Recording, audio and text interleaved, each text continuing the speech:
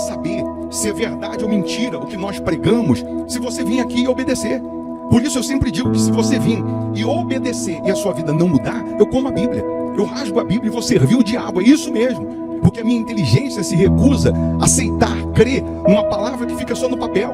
Ora, se está escrito, tem que se cumprir. E Deus está lhe buscando, lhe chamando para mudar a sua história. Não é para você mudar de religião, não. De placa de igreja, não. O nosso Deus é muito maior que placa de igreja, que religião. O nosso Deus quer que você mude de vida, de história, de condição. E para isso, só depende de uma atitude sua. Deus nunca vai fazer o que você tem que fazer. O vir, o se tornar para Ele, o buscar esse Deus é contigo. Fazendo a sua parte, Ele fará a dele.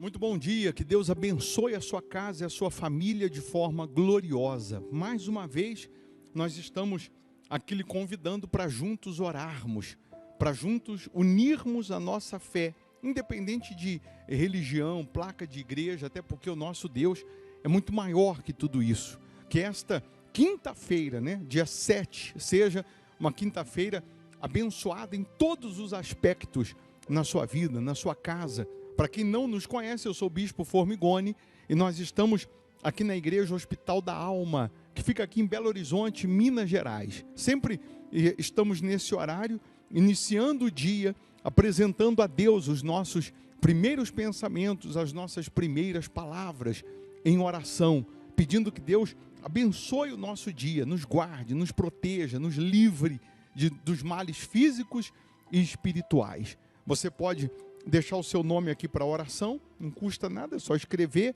como também você pode se inscrever no canal.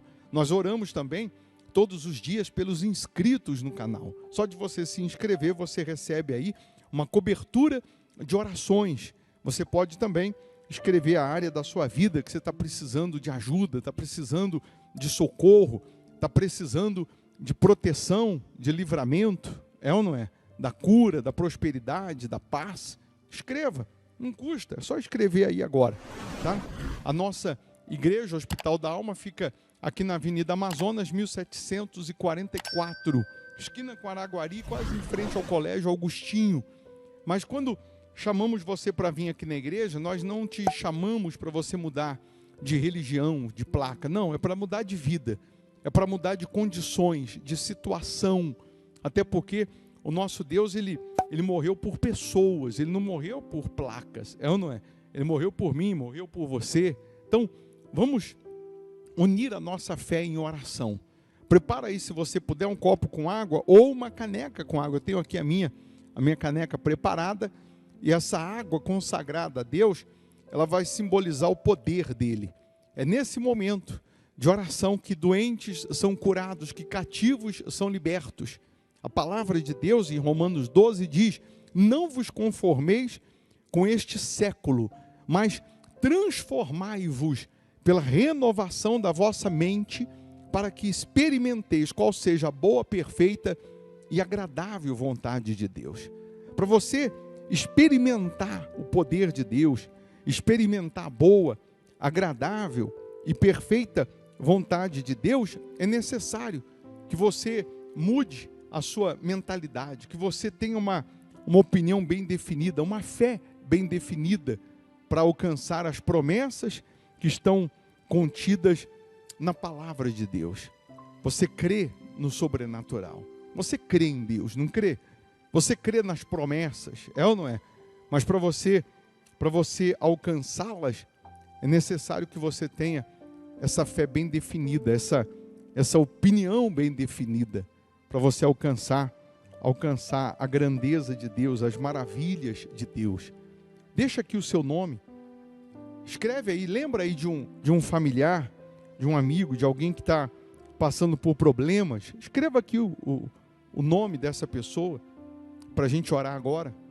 encaminha aí o link agora para alguém que Deus te toca, porque quando você faz isso, você está sendo bênção na vida de alguém, está evangelizando. E com certeza Deus Ele vai lhe honrar por isso. Ele vai lhe abençoar. Vamos orar? Vamos falar com Deus? Se possível, feche os olhos. Em o nome do Senhor Jesus, ó Pai. Nós estamos iniciando o dia apresentando ao Senhor os nossos primeiros pensamentos, as nossas primeiras palavras, porque reconhecemos que sem o Senhor nada podemos fazer.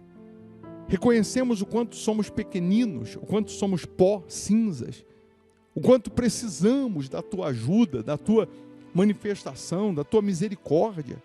Ó meu Deus, nesse momento cura o doente, liberta o cativo, levanta o caído, fortalece o fraco, renova as forças dessas pessoas que estão participando dessa oração.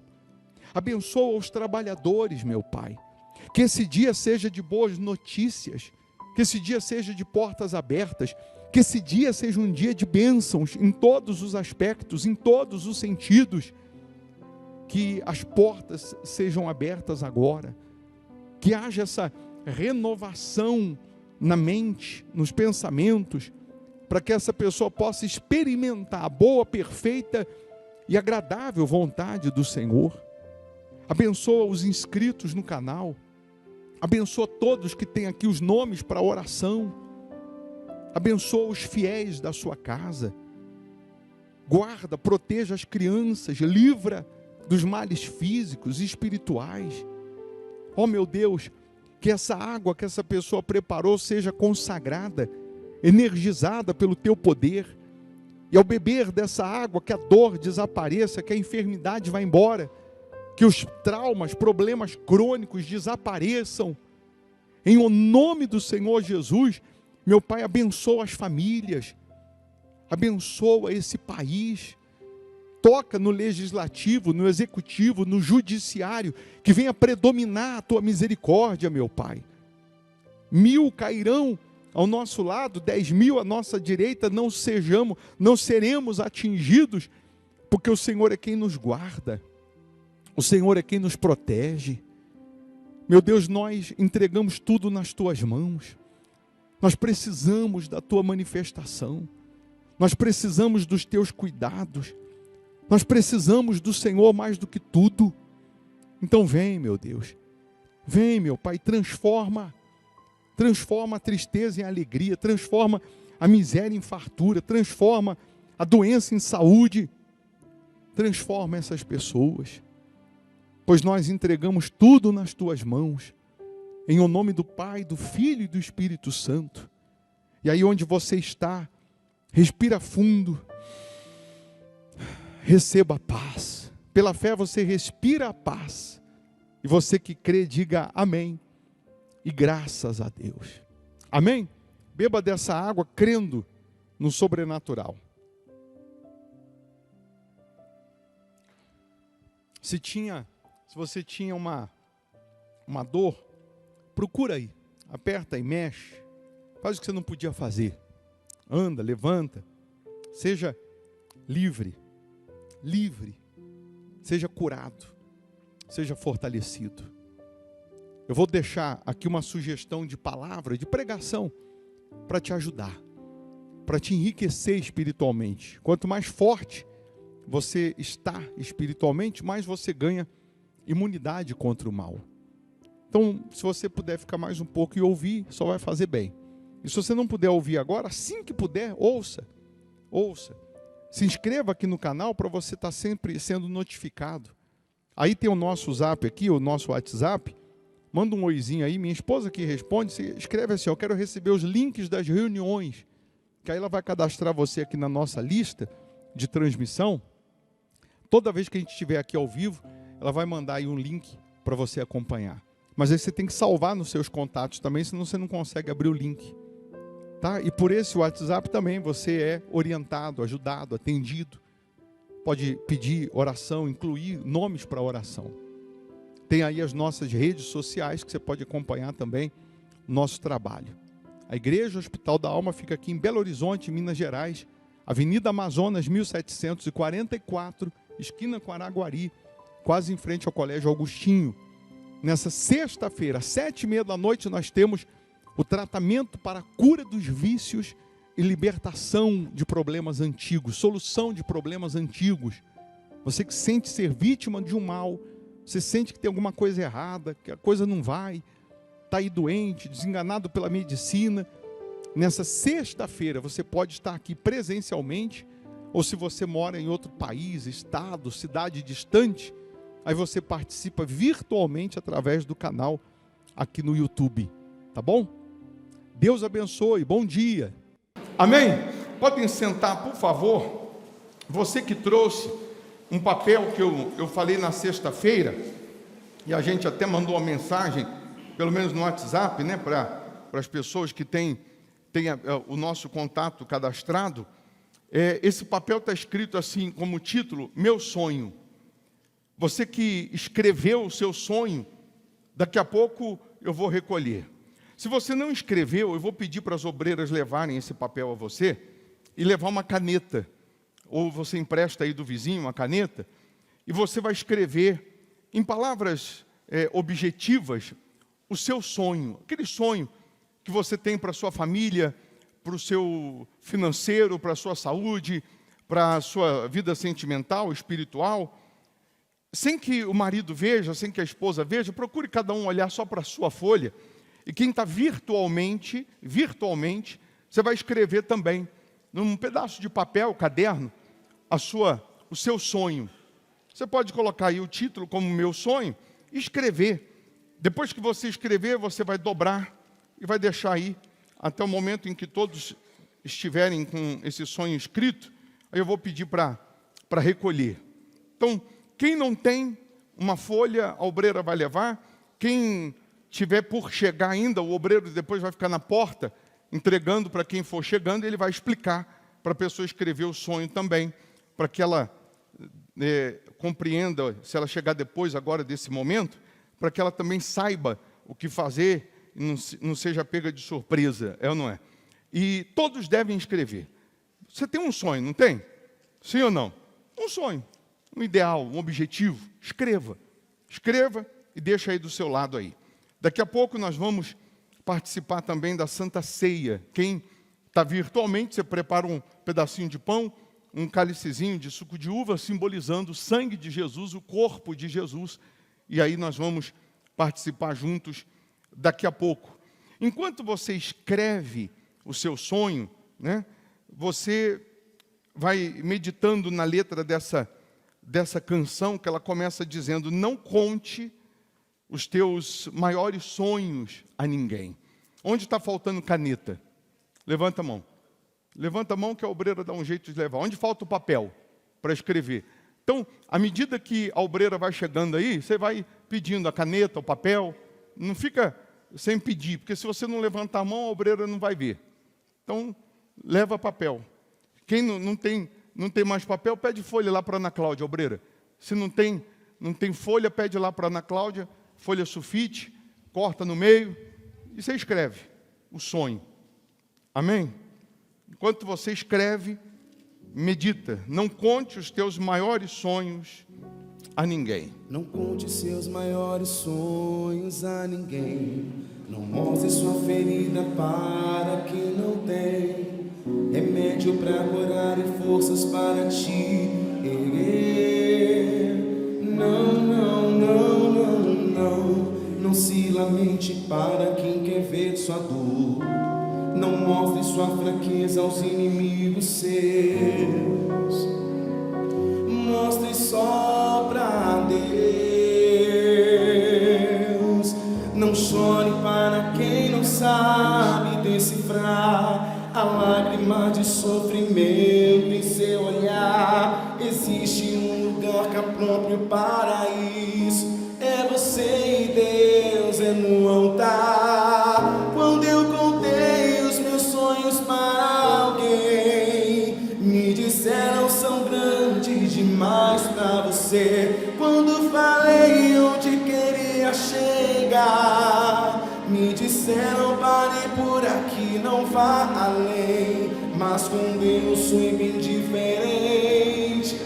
Ele me disse, vai em frente, eu contigo estou. Quando eu senti medo de seguir, disse, prossiga, eu te fiz pra ser um vencedor. Desde então eu nunca mais me limitei. Guardei no coração as palavras de Deus. Descobri que os planos dele para mim são muito maiores que os meus. Eu vou chorar pra Deus, vou contar tudo pra Deus. Vou fechar a porta do meu quarto e ficar a sós com Deus. Só Ele e eu. Eu vou mostrar pra Deus todos os sonhos meus. Tudo em teu altar eu entregarei. A partir de hoje é Deus e eu, e mais ninguém. Eu vou chorar pra Deus. Eu vou chorar pra Deus.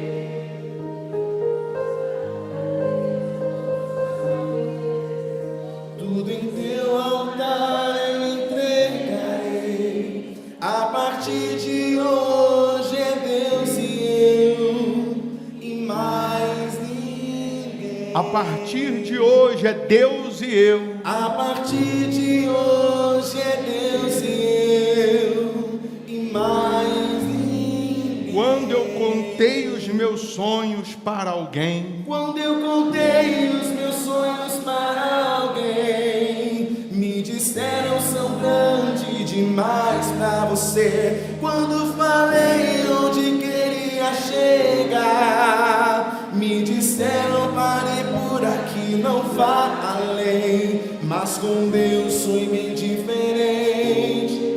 Ele me disse vai em frente, eu contigo estou. Quando eu senti medo de seguir, disse prossiga, eu te fiz eu ter um vencedor. Desde então eu nunca mais me limitei.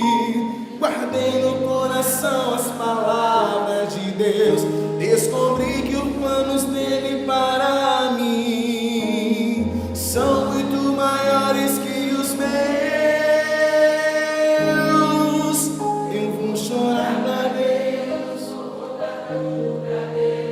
Vou fechar a porta do meu quarto e ficar sós com Deus. Só Ele e eu vou mostrar pra Deus todos os sonhos meus. Tudo em seu altar eu entregarei. A partir de hoje é Deus e mais ninguém. amém. Abra sua Bíblia, você que tem aí a Bíblia, no livro de Gênesis, capítulo... Peraí. 37.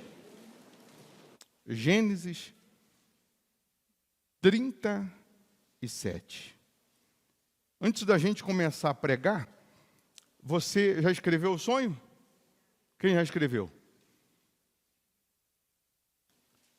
Se fosse fácil de realizar esse sonho, só com o seu braço, com a sua capacidade, já teria sido solucionado ou realizado, não seria sonho, é ou não é?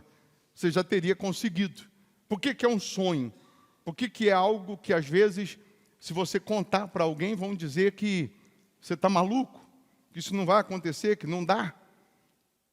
Por que que esse sonho acordado, né? Sonho é aquilo que você vislumbra, aquilo que você idealiza.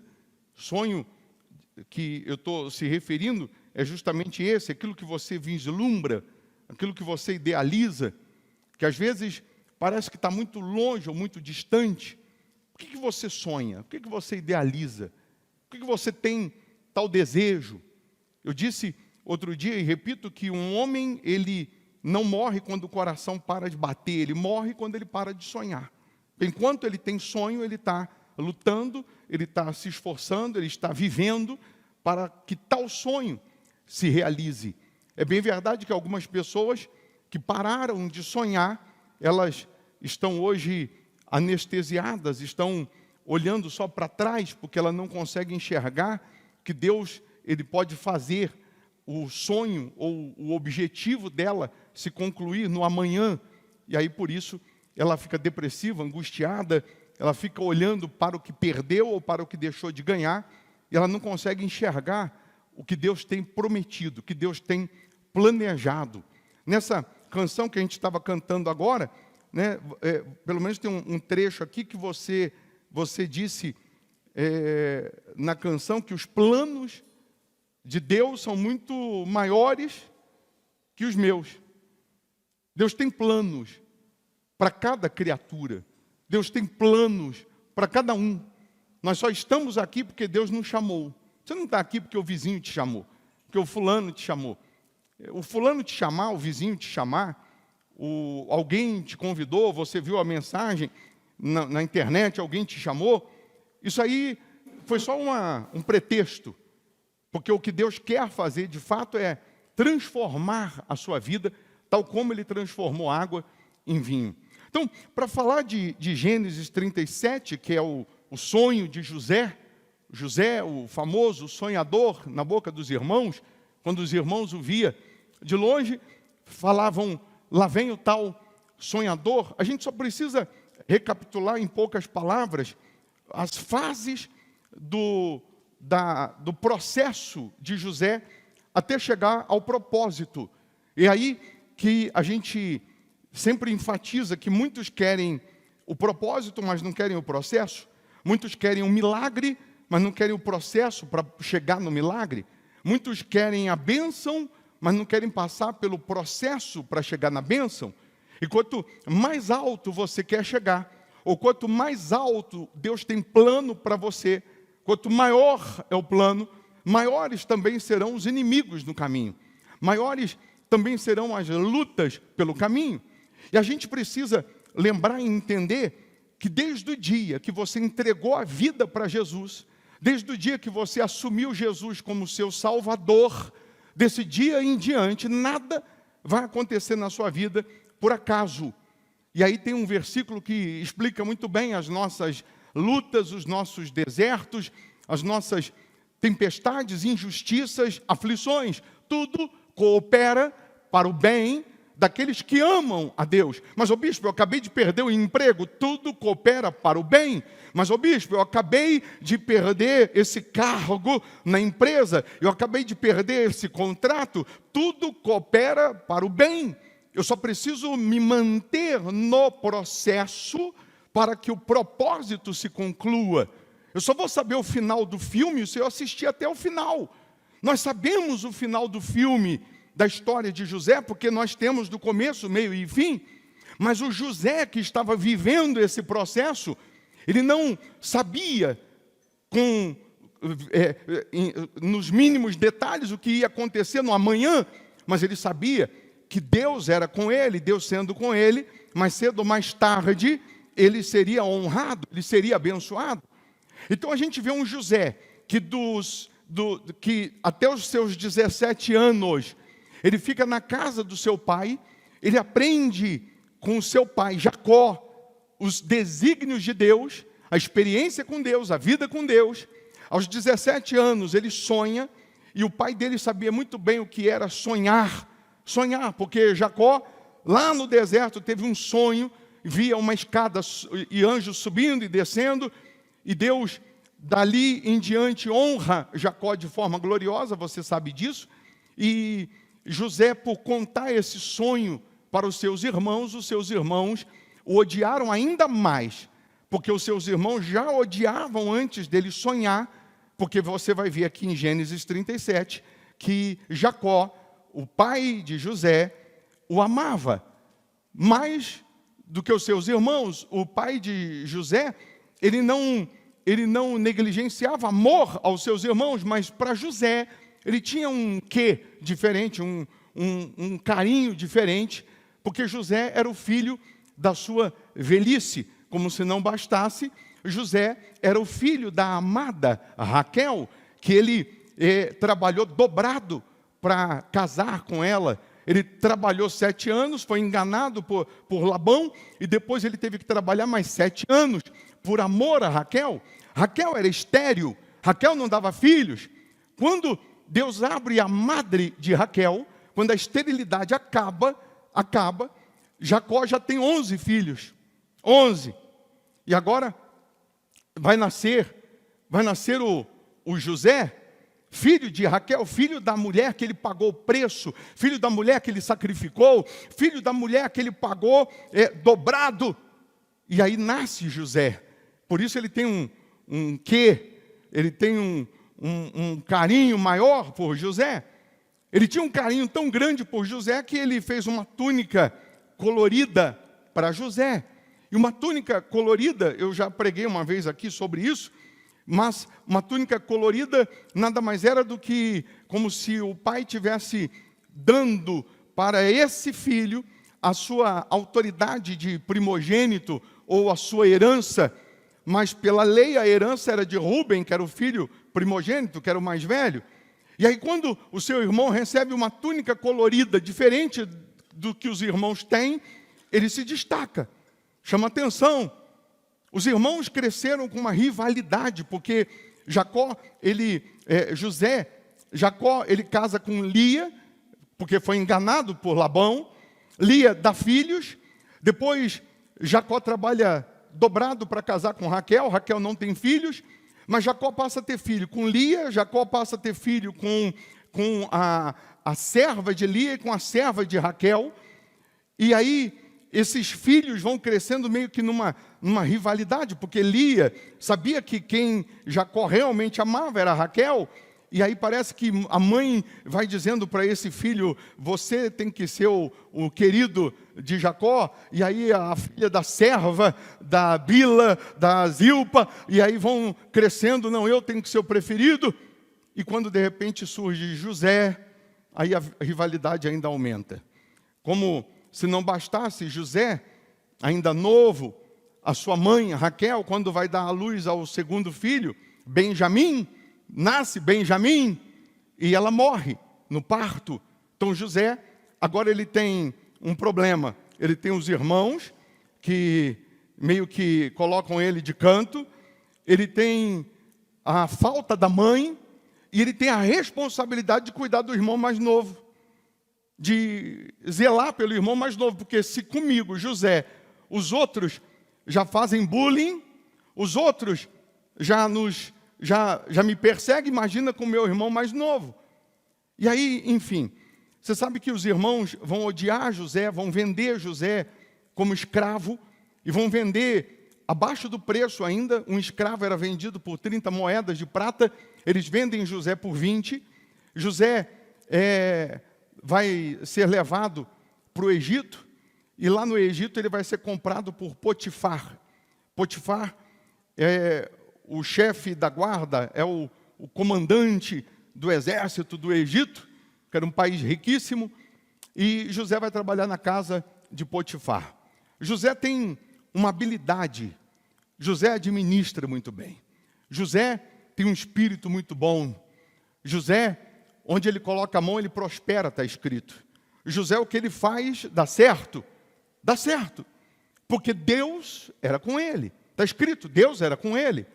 E aí, na casa de Potifar, Potifar vê os seus dotes, a sua habilidade, vê que está prosperando, e aí Potifar coloca ele lá como o responsável de tudo, responsável das suas plantações, da sua lavoura, de tudo. E diz, você pode tocar em tudo, você pode mandar em tudo, menos na minha mulher. Ele vetou, está escrito, vetou a mulher. Parece que Deus está dizendo assim, você pode tocar em tudo, menos nessa árvore aqui do jardim. Você pode tocar em tudo, menos no dízimo. Você pode tocar em tudo, menos naquilo que Deus está dando ordem, naquilo que Deus está dizendo que não é para você tocar. E a gente sabe que o segredo para Deus estar comigo e continuar comigo, independente do cenário, é a minha fidelidade, é o meu temor para com Ele. Quando você quebra essa fidelidade, você abre uma porta para a maldição. Você abre uma porta para o diabo. Foi o que aconteceu lá no jardim, quando tocaram na árvore, perderam o jardim, saíram do jardim. É o que acontece quando você, conhecendo a palavra, você toca naquilo que não era para tocar. Por exemplo, no dízimo. O que tem de crente, abrindo uma porta para maldição, porque são infiéis a Deus, são pessoas que não dizimam, e se você for olhar sobre dízimo, está na Bíblia, não fui eu que escrevi, não. É palavra de Deus, é ordem de Deus, é fidelidade a Deus, não é a mim, não. Quantas pessoas que estão hoje gemendo no casamento, na saúde, no financeiro, no sentimental, no espiritual, e quando você pergunta, está sendo fiel no dízimo, ela vai dizer não. Ora, mas você não conhece? Conheço. Eu nasci na igreja. Conhece a Bíblia? Conheço. E por que não obedece? É diferente quem não conhece. Vai passar a conhecer e vai obedecer.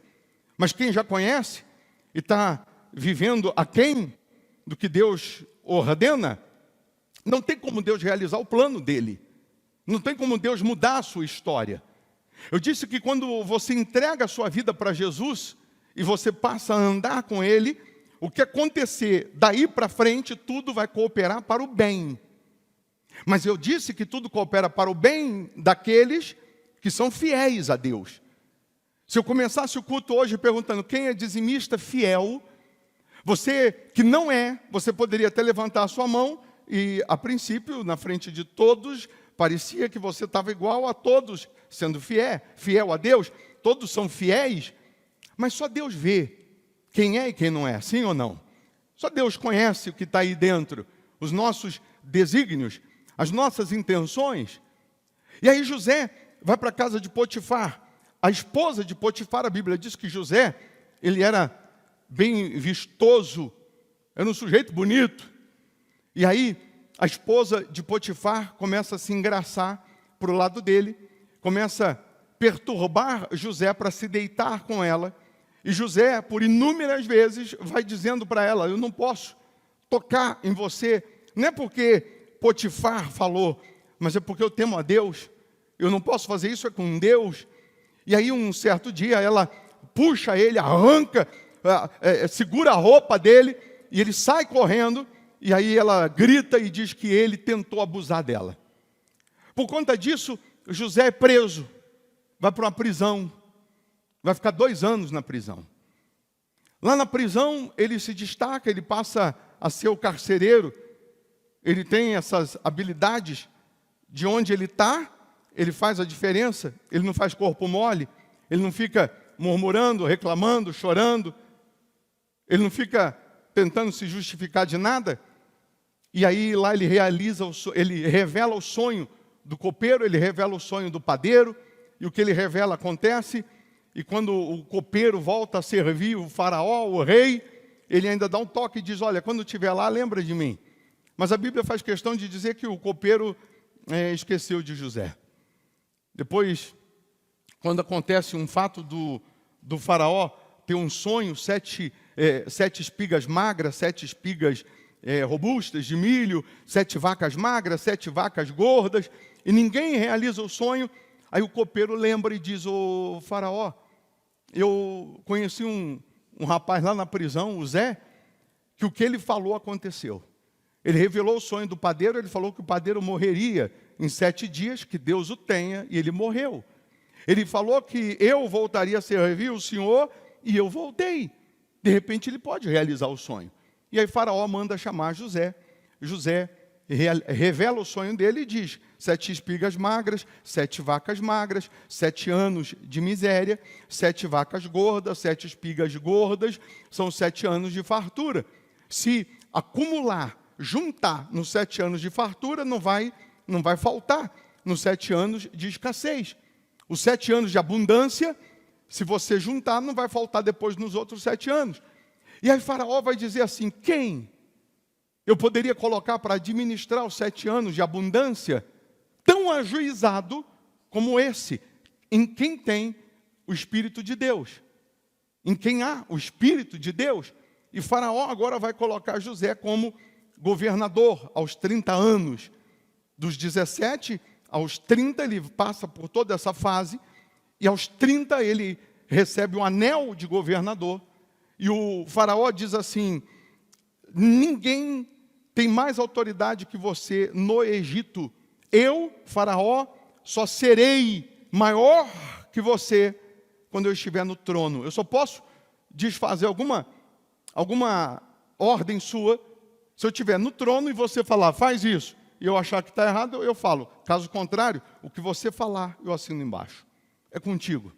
E José passa a ser o governador do Egito. Ele vai juntar, naqueles 7 anos, os celeiros vão ficar abarrotados, e nos 7 anos de miséria, todo o mundo está indo para o Egito comprar comida, comprar alimento, porque não tem outro lugar que tem alimento a não ser o Egito. E aí o Egito, que já era rico, agora está ficando muito mais rico.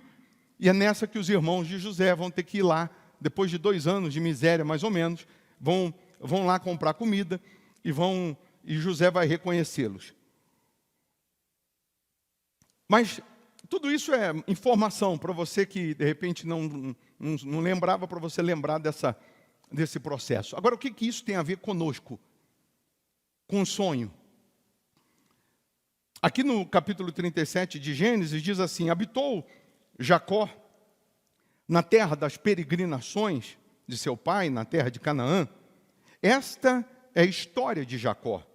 Tendo José 17 anos, apacentava os rebanhos com seus irmãos, sendo ainda jovem, acompanhava os filhos de Bila e os filhos de Zilpa, mulheres de seu pai, e trazia más notícias deles a seu pai. Ora, Israel é o Jacó. Israel amava mais a José que a todos os seus filhos, porque era filho da sua velhice. E fez-lhe uma túnica talar de mangas compridas. Vendo, pois, seus irmãos, que o pai o amava mais que a todos os outros filhos, odiaram-no e já não lhe podiam falar pacificamente. Nesse momento, José chegava para os irmãos, e aí? Tudo bem? Vamos brincar? E aí a resposta já era, não, sai daqui. Tudo com José já não tinha mais conversa pacífica. Tudo com José já estava diferente. Como se não bastasse. Teve José um sonho e o relatou a seus irmãos. Por isso o odiaram ainda mais. Não está escrito aí? Pois lhe disse, rogo-vos, ouvi esse sonho que tive. Atávamos feixes no campo, eis que o meu feixe se levantou e ficou em pé, e os vossos feixes o rodeavam e se inclinavam perante o meu. Então lhe disseram seus irmãos, reinarás com efeito sobre nós? E sobre nós dominarás realmente? E com isso tanto mais o odiavam por causa dos seus sonhos e de suas palavras. Teve ainda, o que está escrito aí? Outro sonho. Ele teve ainda outro sonho. E esse outro sonho, quando ele vai contar na mesa, no almoço, o Jacó, o pai, que sabe muito bem que Deus realiza sonhos, Jacó está ouvindo. Teve ainda outro sonho e o referiu a seus irmãos, dizendo, sonhei também que o sol, a lua e 11 estrelas se inclinavam perante mim. Contando a seu pai e a seus irmãos, repreendeu o pai e lhe disse, que sonho é esse que tivesse? Acaso viremos eu e tua mãe e teus irmãos a inclinar-se perante ti em terra? Seus irmãos lhe tinham ciúmes. O pai, no entanto, considerava o caso consigo mesmo. O pai repreendeu ali na hora, mas o pai ficou matutando consigo mesmo. O pai ficou com aquele sonho matutando na mente, dizendo: Deus é Deus que realiza sonhos. E se Ele quiser que eu, a mãe, os irmãos se curvem perante Ele, que assim seja. Que sonho é esse? Agora não sei, mas um dia saberei.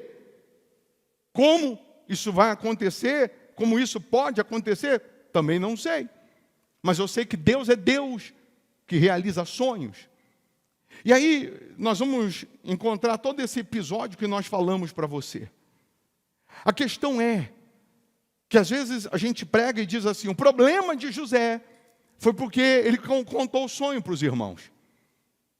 Mas vamos voltar um pouquinho agora, fazer voltar a fita, como antigamente. Hoje não tem mais, né? Mas antigamente tinha que voltar a fita.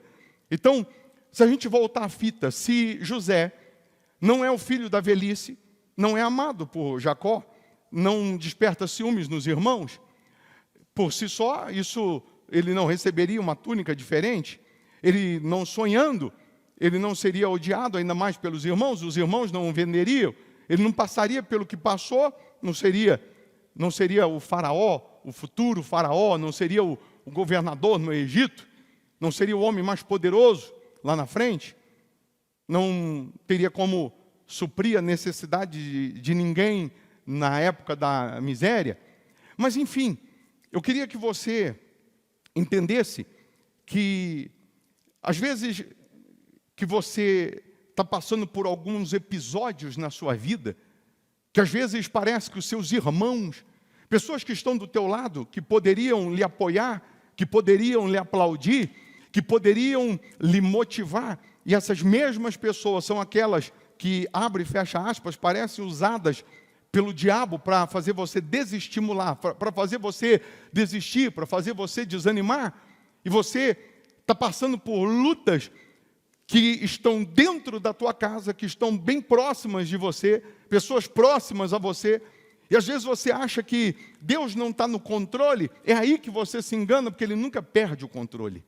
Eu disse que quando você se converte, quando você assume Jesus, desse dia em diante, nada acontece por acaso. A não ser que você não tenha fidelidade a Deus, e aí você, pela sua infidelidade, você vai provocar alguns desertos. Pela sua infidelidade, você vai abrir algumas portas do deserto para a sua vida. Mas quando você mantém a sua fidelidade a Deus, a sua obediência a Deus, tudo que acontecer daí para frente, você pode ter certeza que vai cooperar para que o propósito se concretize. O que eu tenho que aprender é aguentar o processo. O que eu tenho que aprender é suportar o processo. Nós vamos, com o tempo, infelizmente, nós temos perdido aquela essência da igreja primitiva.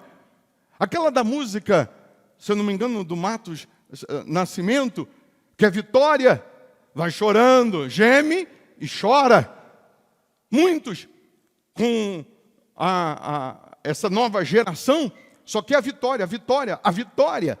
E na hora que tem que suportar o processo, que tem que aguentar a traição dos próprios irmãos, que tem que aguentar a injustiça, entender que Deus está no controle, que Ele vai realizar o plano, o propósito, muitos, infelizmente, não permanecem no processo. Muitos, infelizmente, no meio do processo, acabam desistindo e acabam duvidando da existência de Deus. Não tem esse trecho? É do Matos Nascimento esse trecho? Você não sabe não essa música não? Você não tinha nem nascido ainda. Está vendo? Que a vitória vai chorando, geme e chora. Quem lembra dessa música? Lembra? Mas a gente esquece, né? A gente só quer vitória, vitória, sem chorar, sem suportar o processo, sem suportar as aflições. Mas aquele processo de José, aquelas aflições estavam treinando ele para o sucesso. Aqueles problemas estavam treinando ele para o sucesso. E às vezes que nós estamos passando por esse processo também, nós pensamos que Deus esqueceu da gente, que Deus Ele não está mais no controle, que Deus não é conosco. Aí José, a princípio, quando ele vem ao encontro dos seus irmãos, os irmãos de longe dizem assim, lá vem o tal sonhador, e os irmãos têm uma ideia, vamos matá-lo. Vamos matá-lo. E aí, Rubem, o mais velho, diz, não, a gente não pode ter o sangue dele na nossa mão. Então fazemos o quê? Tinha uma cisterna vazia, sem água, e disseram, vamos jogar ele ali. Depois a gente vê o que faz. Aí arrancaram a túnica dele, porque eles queriam a túnica. Eles queriam a capa colorida. Eles achavam que a túnica de José caberia neles. E aí jogam José numa cisterna. E aí vão vestir a capa de José. E a capa de José não cabe em nenhum dos irmãos. Porque aquilo que Deus fez para você só cabe em você. Aquilo que Deus planejou para você só serve em você, não vai servir nos outros. Os outros com inveja, os outros vão tentar arrancar a sua túnica, a sua capa, mas não vai servir neles, porque o que Deus tem para você ninguém toma, ninguém tira. Você pode ter certeza, tiraram a túnica, tiraram a capa, mas não tiraram a unção de José, não tiraram a presença de Deus em José, não tiraram a unção de Deus sobre José. Lembra que José era amado pelo seu pai. José era filho do improvável. Era improvável, depois de 20 anos, que Jacó já estava com Raquel. Raquel estéril. Era improvável Raquel dar filhos. Mas já José é filho da velhice. José é filho de um milagre. José nasce de um milagre. José tem um pai. José tem um pai. Eu queria que você lembrasse que você é o José dessa história. Você tem um pai. Não se meta com um filho de quem tem um pai. Não se meta com um filho de Jacó, porque Jacó o ama. Você tem um pai que é o próprio Deus, que deu a própria vida para nos salvar, sim ou não? Então, todos quantos se levantarem, vão amanhã assistirem a sua vitória, pode ter certeza. José está lá na cisterna por algumas horas, e aí passa uma comitiva que está levando escravos para vender no Egito, e eles têm a ideia de vender José, e vendem mais barato do que o preço de escravo. O preço de escravo era 30 moedas de prata, e eles vendem por 20. Está mais barato, está em promoção. Esse está em promoção, para vender mais rápido. Pelo menos por dinheiro do café. E eles vendem José, pegam a túnica de José, matam um animal, enchem a túnica de sangue, e dizem para o pai que acharam a túnica de José cheia de sangue, provavelmente um animal tenha o matado, e aí ficou só a roupa dele. Jacó vai ficar triste, vai ficar pensativo, mas parece que Jacó não engole. Só que Jacó também não pode fazer nada. José vai para o Egito. Lá no Egito ele é vendido para a casa de Potifar. Na casa de Potifar ele se destaca, como eu já falei. Ele é um sujeito que faz a diferença onde ele chega, porque Deus era com ele. Enquanto eu for fiel, Deus é comigo. Enquanto você for fiel, Deus será contigo, não importando o cenário e não importando a circunstância. Um detalhe importante, eu imagino a cabeça de José, um menino que recentemente tinha perdido a mãe, um menino que tem a responsabilidade de cuidar do irmão mais novo, um menino que cresceu 17 anos, aprendendo tudo sobre fé, sobre Deus com seu pai, e agora ele foi traído pelos irmãos, injustiçado pelos irmãos, ele está numa nação, num país, um novo idioma, uma nova cultura, costumes que não tem nada a ver com a fé. Eu imagino que qualquer um no lugar dele se revoltaria primeiro contra Deus. Diria que Deus não existe, onde está Deus, cadê o Deus do meu pai, por que isso, por que aquilo, quer saber, vou chutar o pau da barraca, eu vou fazer com que essa minha estadia aqui seja infernal. Ele viveria com mágoa, com ressentimento, com desejo de vingança. Eu não vejo a hora de encontrar meus irmãos, de sair dessa. Ou então, ele ia viver 24 horas sem dormir, pensando em vingança, pensando em se justificar, pensando em provar a sua inocência. E ele não viveria o processo para depois viver o propósito. Mas você não vê e não verá José em momento algum duvidando da fé, duvidando de Deus. Você não vê José em momento algum reclamando. Você não vê José em momento algum de cara fechada, emburrado, depressivo. Você não vê José em momento algum fazendo corpo mole. Pelo contrário, onde ele está, ele faz daquele lugar uma bênção. Onde ele está, ele coloca toda a sua energia, toda a sua força. Ele dá ideias para Potifar. Ele diz, pode melhorar aqui, pode melhorar ali. A agricultura aqui pode expandir. E Potifar vê esse entusiasmo, vê essa vontade de José de fazer a diferença. Potifar vê que está prosperando e coloca ele como o administrador, como o responsável de tudo.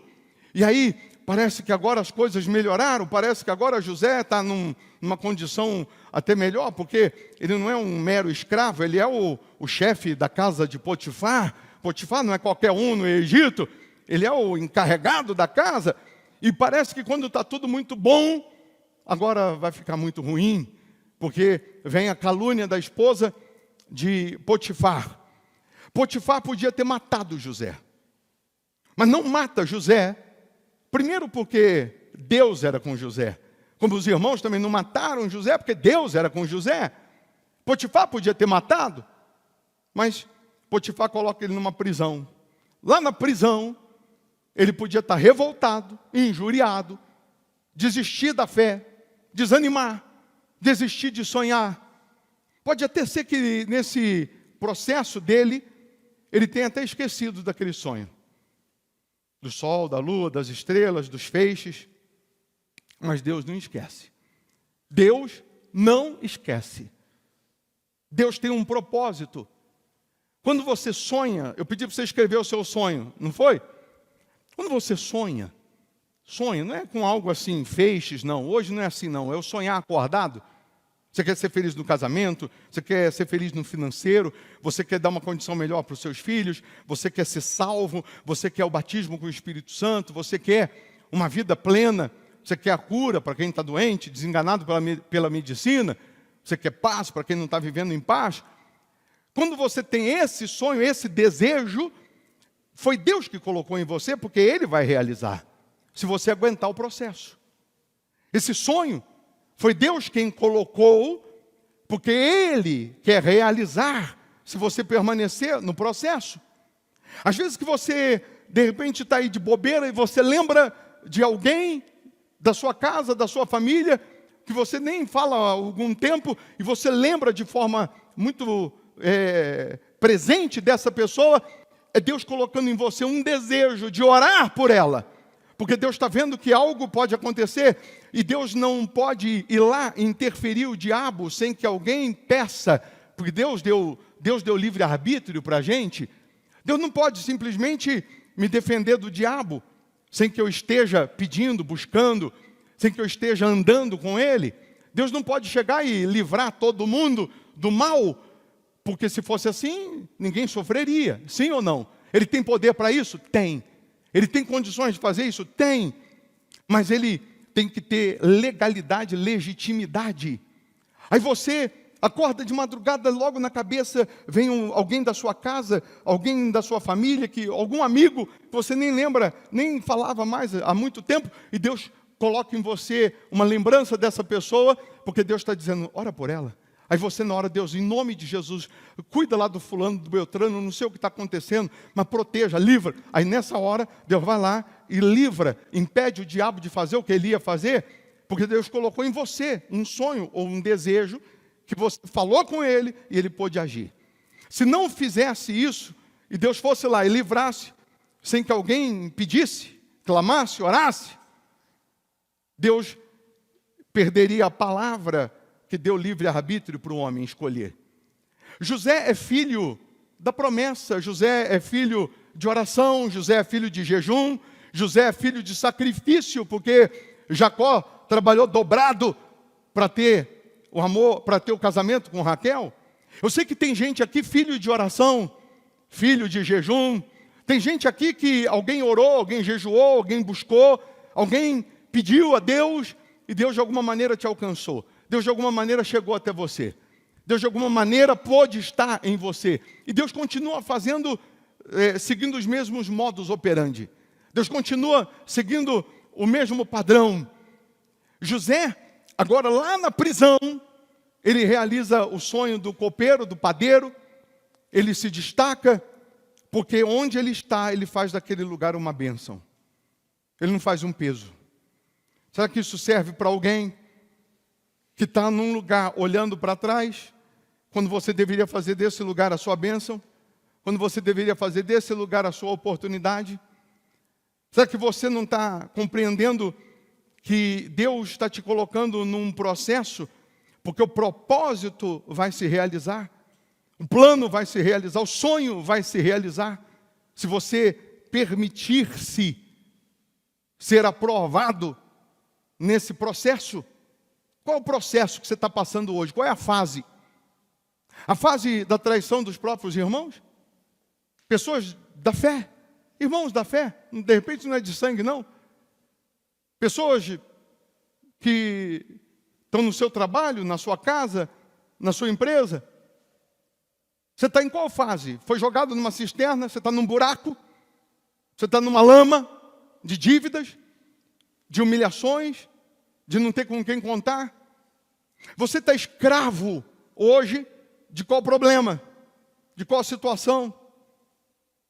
Você está na prisão, espiritualmente falando, preso a quê? Preso à vingança, preso à mágoa, a ressentimentos, a infidelidade, a pecado? Qual fase nós estamos vivendo? E aí, quando o faraó tem um sonho, e ninguém revela, por acaso, né? Nada é por acaso, nada acontece por acaso. Deus está no controle de tudo. Quando os irmãos de José têm raiva dele, odeiam ele, vendem ele, Deus só está mandando José para o endereço certo. Deus só está mandando José para o cenário certo. Deus só estava preparando o caminho. E quando José chega diante de Faraó e revela isso, aí, lá para a gente encurtar, lá no capítulo 41, versículo 37, o conselho foi agradável a Faraó e a todos os seus oficiais. Disse Faraó aos seus oficiais: acharíamos porventura homem como este, em quem há o Espírito de Deus? Depois disse Faraó a José: visto que Deus te fez saber tudo isto, ninguém há tão ajuizado e sábio como tu. Administrarás a minha casa, e a tua palavra obedecerá todo o meu povo. Somente no trono eu serei maior do que tu. Disse mais Faraó a José: vês que te faço autoridade sobre toda a terra do Egito? Então tirou Faraó o seu anel de sinete da mão, aquele anel que assinava a carta. Antigamente não tinha? O anel que tinha a sua assinatura, a sua sigla, e aí derretia uma cera e selava o decreto, a carta, com aquela sigla do anel. Anel que simbolizava a autoridade. Tira o anel de sinete da mão e o pôs na mão de José. Fê-lo vestir roupas de linho fino. O linho na Bíblia significa justiça, se você não sabe. Lhe pôs ao pescoço um colar de ouro. Qualquer dia eu prego mais sobre esses apetrechos. E fê-lo subir ao seu segundo carro, e clamavam diante dele: inclinai-vos. Desse modo, o constituiu sobre toda a terra do Egito. Disse ainda Faraó a José: eu sou Faraó, contudo, sem a tua ordem, ninguém levantará mão ou pé em toda a terra do Egito. E a José chamou Faraó de Zafenate Paneia, e lhe deu por mulher a Azenate, filha de Potífera, sacerdote de On, e percorreu José toda a terra do Egito. Era José da idade de 30 anos, quando se apresentou a Faraó, rei do Egito, e andou por toda a terra do Egito. E assim vai. Então, nesse momento ele é constituído governador do Egito. Ele é o homem mais poderoso do Egito. Agora, como governador, agora que ele está por cima da carne seca, Agora que ele está por cima, ele podia chamar Potifar, chamar a esposa dele e falar: vem cá, vou mostrar para vocês com quantos paus se faz uma canoa. Mas ele que aprendeu o processo, ele entendeu que o propósito era muito maior do que desejos pessoais. Ele que aprendeu o processo, agora ele tem cabeça, estrutura para administrar o sucesso. Porque se ele não tivesse passado pelo processo, ele se perderia no sucesso. É só você pegar uma herança e dar na mão de uma criança, para você ver o que ela vai fazer. É só você, quando morrer, deixar a sua riqueza na mão de um filho que nunca passou pelo processo, que nunca passou por luta. Vai acabar tudo rápido. Ele não valoriza aquilo que ele não teve que pagar o preço, aquilo que ele não sentiu a dor, sim ou não? É ou não é? Então, quantos que na hora que chega no sucesso, ele esquece de Deus, ele abandona a fé. Agora que era para ele, chegou no lugar da bênção, que era para ele continuar com o abençoador, agora que chegou no lugar da bênção, agora que eu consegui o que eu queria, agora que eu já recebi o milagre, ele bota no bolso e dá as costas para aquele que fez chegar ao sucesso. Então isso não é inteligente. Agora que ele está no sucesso, ele vai administrar o sucesso com a mesma mentalidade, fiel a Deus, com o mesmo temor, a justiça de Deus. E quando lá na frente os irmãos vêm buscar comida, ele os reconhece. Você já conhece um pouco da história. E quando ele se revela aos irmãos, ele diz para os irmãos: não fostes vós que me mandastes para cá. Foi Deus, para que para esse momento eu pudesse lhes ajudar. Antes dele se revelar aos irmãos, ele manda devolver o dinheiro no saco de comida dos irmãos, manda colocar uma taça de ouro, que é a que ele bebe, e os irmãos, quando vê isso no meio do caminho, ficam assustados e voltam. Eles não sabem ainda que o José é o José, porque José, o nome dele não mudou aí. Mudou ou não mudou? Mudou. A aparência é diferente. E aí quando eles se apresentam a José, dizendo: alguém colocou isso aqui, José diz: olha, vocês vão ficar presos. Quem mais ficou lá na casa de vocês? Ficou meu pai e ficou meu irmão mais novo. Aí José tinha saudade de quem? Do irmão mais novo. Aí José fala assim: então vocês vão ficar presos e só vão sair quando o irmão mais novo vir. José queria saber se eles fizeram com o irmão mais novo o que tinham feito com ele. José significa que ele está dizendo assim: eu só preciso saber se vocês continuavam ou continuaram sendo os mesmos depois do que fizeram comigo, ou se de repente houve algum arrependimento no meio do caminho. E quando eles trazem o irmão mais novo, junto com o pai, que ele se revela a eles, José diz: não foram vocês que me mandaram para cá, pode ficar tranquilo, foi Deus. José está dizendo assim: tudo isso cooperou para o bem dos que amam a Deus. Tudo isso aconteceu porque eu pude permanecer com o meu coração intacto, fiel, sem mácula, sem mancha. Tudo isso só foi possível porque eu aguentei o processo. Eu aguentei, porque eu aguentei o processo. Hoje eu estou vivendo o propósito. E aí ele vai reinar dos 30 aos 110 anos, ou seja, o tempo de vitória muito maior do que o tempo de luta, do que o tempo de dificuldade. Mas vamos saber o segredo de José. O segredo foi que os seus primeiros 17 anos ele cresceu na presença do Pai. Ele aprendeu com o Pai. Se uma pessoa, no seu início da fé, da igreja, se ela aprender com o Pai, se ela crescer com o Pai, com Deus, se ela amadurecer com Deus, se ela nascer de Deus, ela vai passar pelo que for, e ela vai aguentar.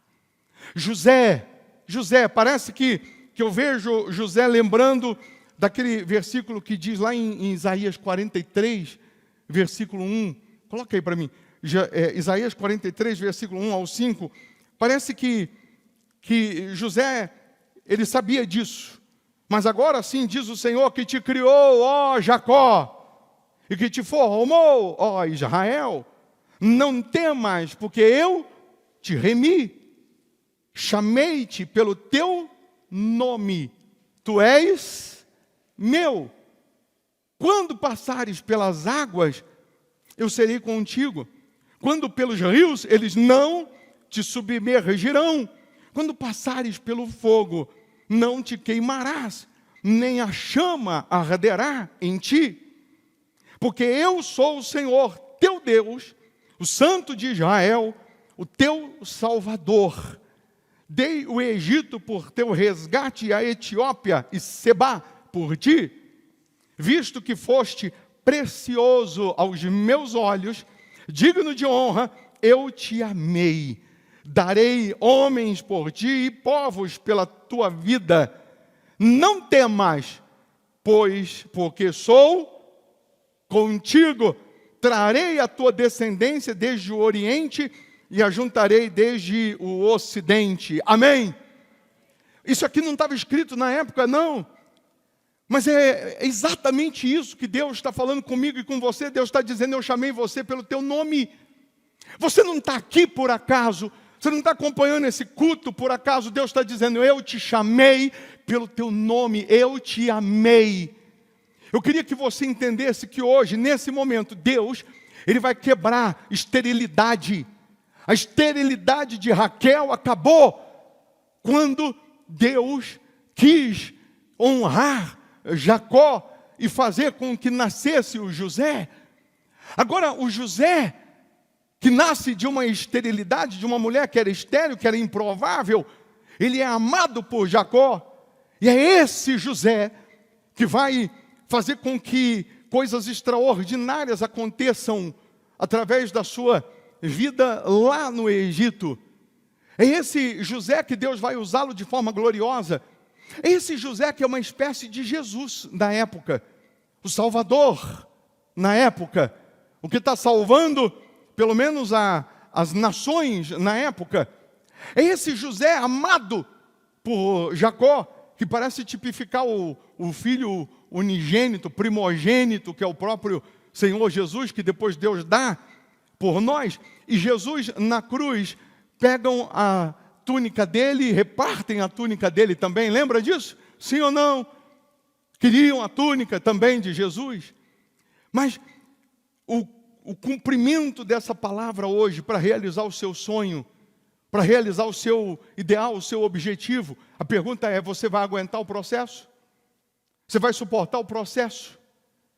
O segredo de José foi que tudo que ele aprendeu nos seus primeiros anos com Deus, ele colocou em prática. Ele viveu aquilo. Ele praticou aquilo. Uma pessoa, nos seus primeiros anos com Deus, se ela não se entregar, se ela não se render 100%, se ela não aprender os desígnios de Deus, se ela não nascer de novo, se ela não nascer de Deus, depois fica muito mais difícil. Muito mais difícil. Nesses mais de 40 países que nós já fomos, eu encontrei pessoas, brasileiros, que moram nos Estados Unidos há 30 anos.